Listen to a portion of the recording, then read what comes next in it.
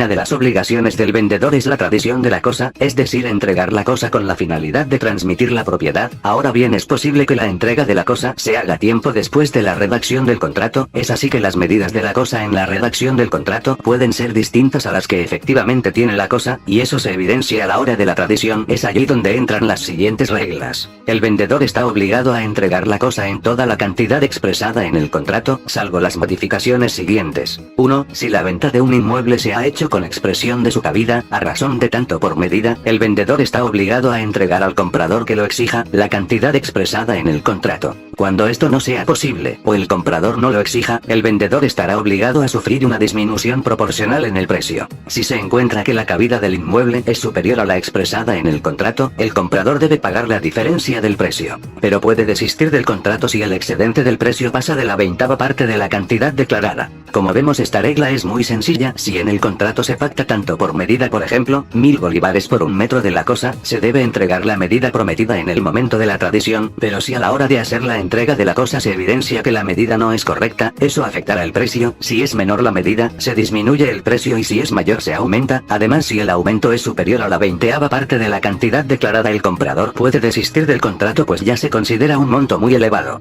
2.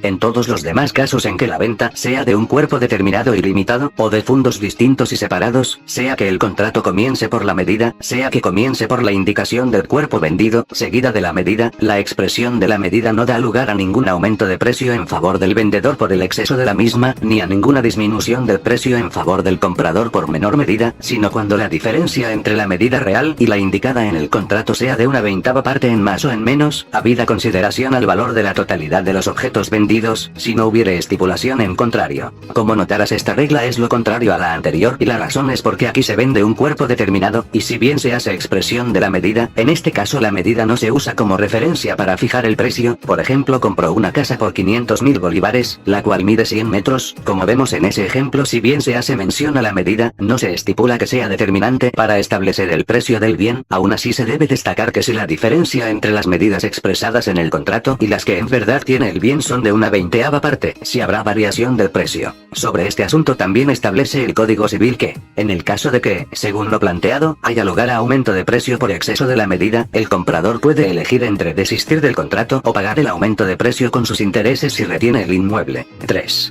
En todos los casos en que el comprador ejerza el derecho de desistir del contrato, el vendedor estará obligado a reembolsarle, además del precio recibido, los gastos del contrato. 4.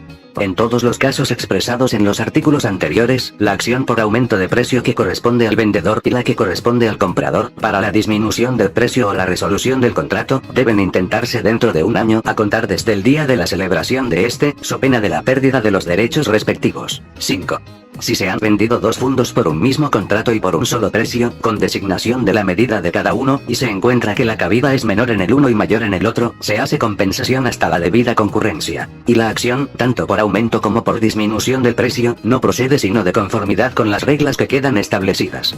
Es decir, que aquí se aplica la regla 1, o sea, si se estipuló tanto por medida, y la regla 2, que se vendió un cuerpo determinado sin considerar la medida, y que en ese caso solo hay acción sobre el precio, si la variación es de una 20ª parte. 6. El Código Civil establece una excepción a la segunda regla que enumeramos, y dice: no se aplicarán las disposiciones de la mencionada regla cuando se pruebe que la venta ha tenido por objeto un cuerpo cierto, sin consideración a una medida determinada, habiendo apreciado el comprador, aunque solo de visu, y hallado convenientes las dimensiones o cabida, antes de la redacción del instrumento de venta.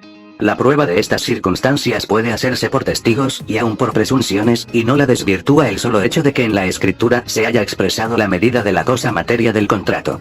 Es decir, que en dicho caso no habrá acción sobre la variación del precio aun cuando exista una variación superior a la 20ª parte de la medida. Si te pareció útil el video, suscríbete a Ricardo Abogado.